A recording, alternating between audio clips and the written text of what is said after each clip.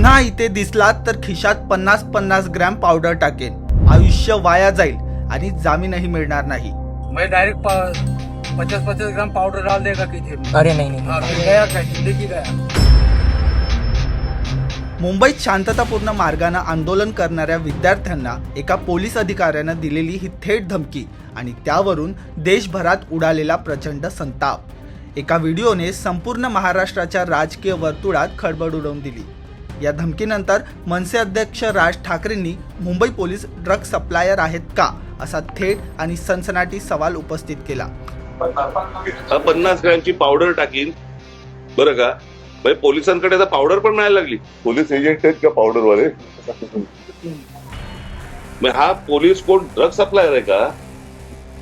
तर वंचित बहुजन आघाडीचे प्रकाश आंबेडकर यांनीही यावर संतप्त प्रतिक्रिया दिली। विद्यार्थी संघटनांचा आरोप आहे की पोलीस प्रशासनाकडून आंदोलकांचे मानसिक खच्चीकरण केले जाते।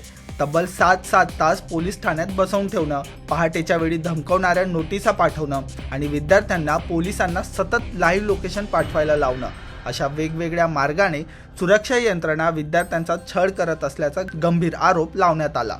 50 ग्रॅम पावडरच्या धमकीने उठली टीकेची झोड, पण नंतर आला घटनेला सनसनाटी युटर्न। की मी त्या गाडीत होतो, ते काका मनाने खूप चांगले होते। आम्ही त्यांना बोलतो की काका गाडीत गरम होत आहे, तुम्ही एसी लावा, तर त्यांनी एसी सुद्धा लावली। दादा गर्मी होते, गर्मी होती एसी लाओ। हाँ प्लीज। आवाज आम्हाला बोर होत आहे बसून, तर त्यांनी गाणी वाजवा, त्यांनी गाणी सुद्धा प्ले केली।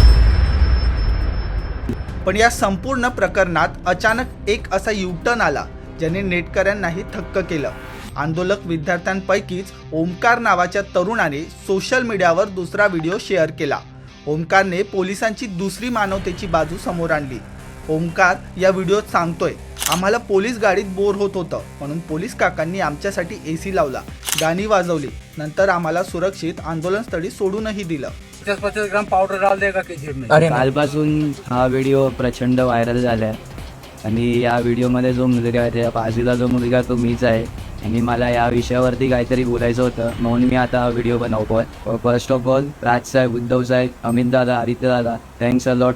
तुम्ही त्या प्रोटेस्टरना तुमच्या घरासमोर प्रोटेस्ट करायची जी परमिशन दिलं त्यासाठी, आणि राज सर तुम्ही तो विषय प्रेसमध्ये मांडलात, तो प्रचंड व्हायरल झाला यासाठी। पण त्यानंतर त्या पोलीसवाल्यांवरती जे काही कारवाई झाली ती बरोबर झाली आणि झालं पण पाहिजे। आता पोलीसवाल्यांमध्ये पण एक भीती असेल की असं पुन्हा धमकवलं नाही पाहिजे। आणि अजून एक गोष्ट मला सांगायची की प्रत्येक गोष्ट अशी ब्लॅक अँड व्हाईट नसते। मला असं म्हणायचं आहे की मी त्या गाडीत होतो, ते काका मनाने खूप चांगले होते। आम्ही त्यांना बोलतो की काका गाडीत गरम होत आहे, तुम्ही एसी लावा, तर त्यांनी एसी सुद्धा लावली। दादा गर्मी होते, एसी लाओ। हाँ प्लीज। आवाज आम्हाला बोर होत आहे बसून, तर त्यांनी गाणी वाजवा, त्यांनी गाणी सुद्धा प्ले केलेली आणि शेवटी त्यांनी सोडल्यानंतर पण आम्हाला हेच बोलले की ते बघा तुमचे प्रोटेस्टर तिथे प्रोटेस्ट करतायत, जावा त्यांना जॉईन करा।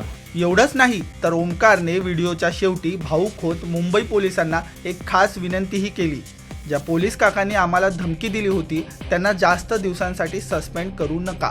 तर मला मुंबई पोलीसला हेच सांगायचं आहे की त्यांना जास्त टायमासाठी सस्पेंड करू नका, कारण आता मुंबईत गणपतींचं आगमन होणार आहे, तर तेव्हा खूप गर्दी होते आणि सगळ्यांनाच माहिती आहे मुंबई पोलीसची किती हेल्प होती आपल्या सगळ्यांना त्या टायमिंगला, तर तेव्हा त्यांची गरज सुद्धा लागेल। तर हाच माझा मेसेज आहे मुंबई पोलीससाठी। एका बाजूला खाकीचा धाक आणि कायदेशीर कारवाईचा तणाव, तर दुसऱ्या बाजूला माणुसकी दाखवणारे पोलीस। एकाच नाण्याच्या या दोन बाजू सध्या सोशल मीडियावर तुफान व्हायरल होत आहे। या अनोख्या ट्विस्ट नंतर आता जनता काय प्रतिक्रिया देते याकडे सर्वांचं लक्ष लागलं आहे।